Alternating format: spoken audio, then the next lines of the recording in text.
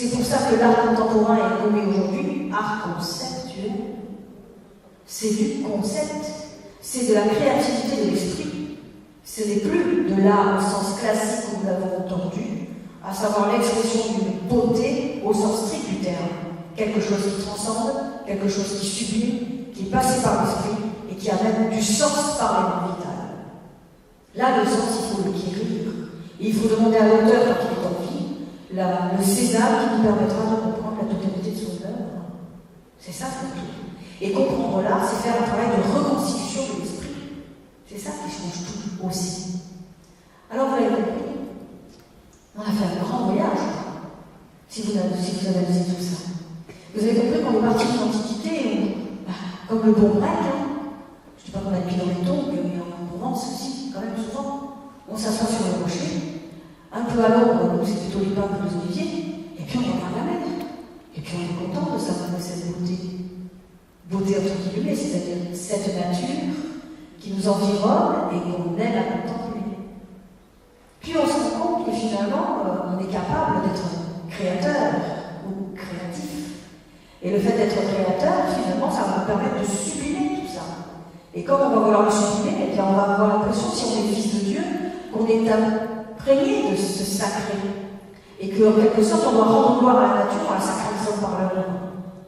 Ce qui veut dire aussi, on l'a bien compris, qu'il va falloir apprendre à monter des gammes en musique, apprendre une dextérité de l'objet, apprendre à jouer de son instrument pour qu'il fasse corps avec nous, mais aussi apprendre le mouvement d'un trait, la possibilité de représenter ce mouvement par un mouvement particulier d'un graphisme spécifique, pour pouvoir rendre raison d'un mouvement, rendre raison d'une émotion, rendre raison de quelque chose qui dépasse l'entendement.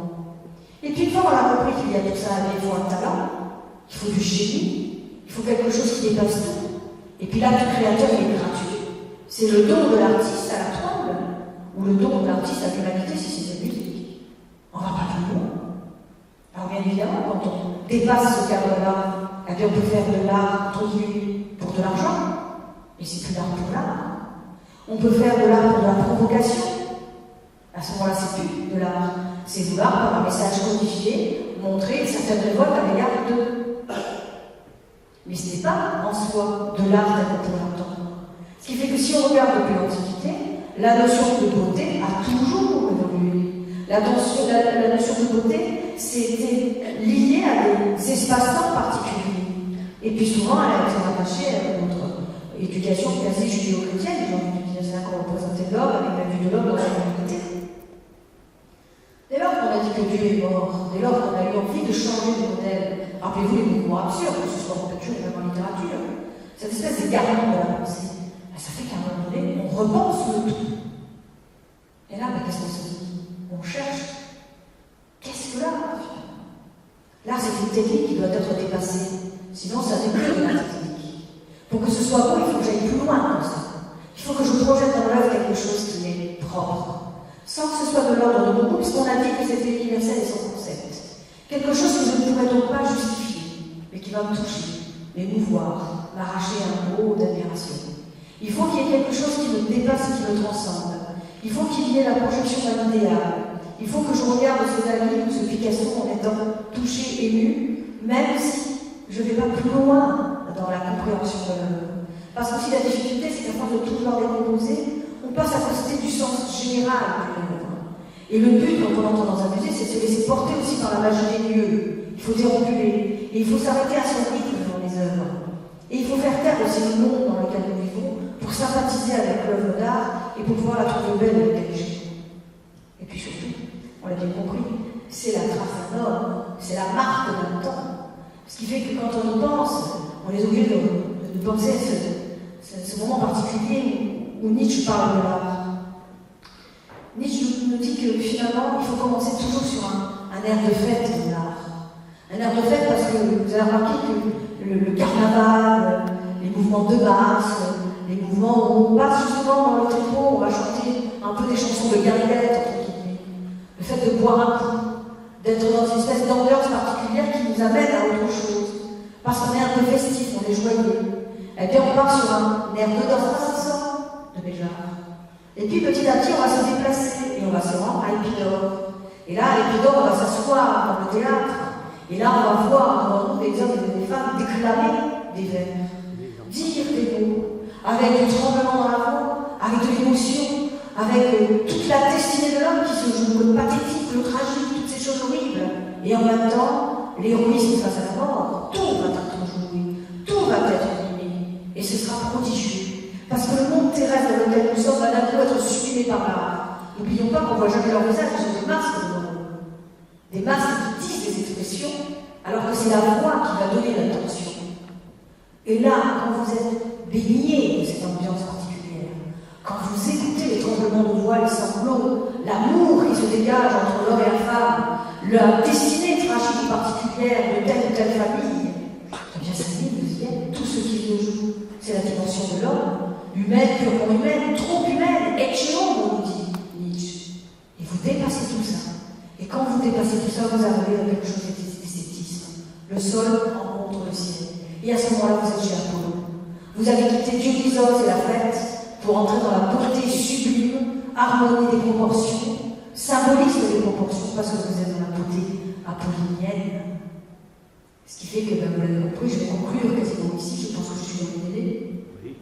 Il y a quelque chose de prodigieux à tout ça. Et Nietzsche l'a très bien compris. Là, quand on se laisse embarquer, lorsqu'on se laisse séduire par l'art, on prend conscience que c'est quelque chose qui est fait par l'homme, qui est engendré par l'homme.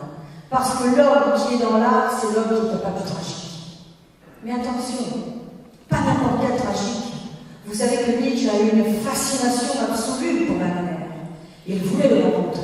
Il l'a aimé immédiatement. Il a dit, il a écrit à ses amis et à sa mère, voilà la musique qui incarne la pensée de Nietzsche. Quelque temps plus tard, il ne supporte plus Wagner, parce que quand il se retrouve à écouter le Lohengrin, alors qu'il est en Allemagne, à Bayreuth, il entend hurler des femmes et dit qu'on dirait des cochons qu'on égorge vifs sur les scènes. Ça hurle, ça gémit, ça fait du bruit. Qu'est-ce que c'est que cette musique? Il se fâche avec Wagner, il retourne dans le midi, il écoute les cigales, il entend les abeilles et il est serein. Tout va mieux. Toute sa vie, on sait qu'il est un peu écorché-vif, on sait qu'il s'intéresse à l'art, qu'il a joué de la musique. Et quelques, on va dire, mois avant sa mort, il assiste à cette scène dramatique d'un homme qui bat à mort un cheval devant lui en place de Turin, et il perdra la raison, il a la parole en même temps, et il va être hospitalisé.